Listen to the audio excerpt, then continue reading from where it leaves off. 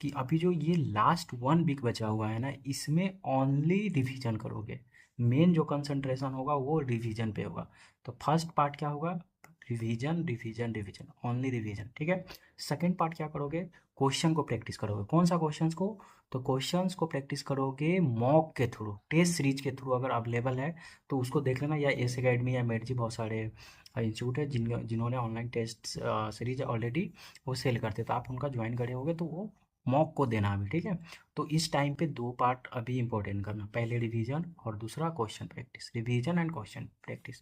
और अपना रिवीजन को करना कैसे करोगे? तो अगर तुम कोई मॉक दे रहे हो तो मॉक के परफॉर्मेंस के अकॉर्डिंग रिवीजन करना, क्योंकि सपोज तुम मॉक में क्वेश्चन सॉल्व कर रहे हो, 80 क्वेश्चन तुमने सॉल्व करे, और उस क्वेश्चन में जिस पार्टिकुलर टॉपिक या सब्जेक्ट के क्वेश्चन जो नहीं बन रहे हैं, तो अपने रिवीजन को उसके अकॉर्डिंग क्या करना है, अपना प्लान करना। मतलब जो मॉक में आपको जो क्वेश्चन नहीं बन रहे उस टॉपिक से रिलेटेड जो सब्जेक्ट्स हैं उस पे आपको रिवीजन करना है, समझे ना। उसके बाद अगला क्या करेंगे इसमें, कि साथ में क्वेश्चन प्रैक्टिस करना है, कुछ गेट एंड ईएससी के इंपॉर्टेंट क्वेश्चन को अभी इस टाइम में सॉल्व करने हैं।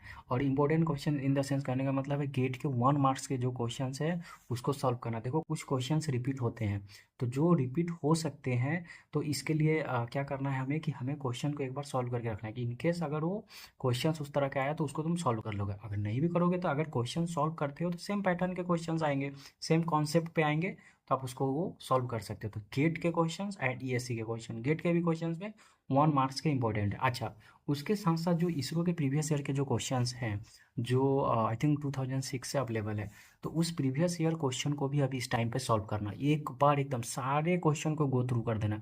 और याद रख लेना, इसरो के प्रीवियस ईयर से कुछ क्वेश्चंस क्या होंगे, रिपीटेड होते हैं।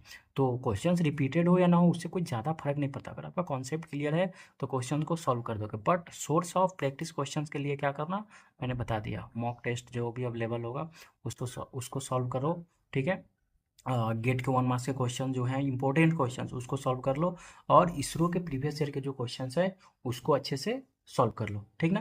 तो ये पार्ट को रेगुलर एकदम करते जाना है, रिवीजन प्रैक्टिस, समझे कि नहीं। इसी लूप में एकदम घूमते रहना है, और एकदम थ्रू आउट एग्जाम डेट तक ये सेम मतलब पैटर्न को रिपीट करते रहना है, ठीक ना। तो यहाँ तक में आई होप आपको दिक्कत नहीं होगा। अच्छा, अगला जो चीज़ें आएगा, जो सबसे इम्पोर्टेंट है वो क्या है मेरा, सबसे इम्पोर्टेंट इस टाइम में आपको ये करना है, अपने प्रिपरेशन के साथ साथ आपको जो करनी है वो अभी अपने हेल्थ पे ध्यान रखनी है।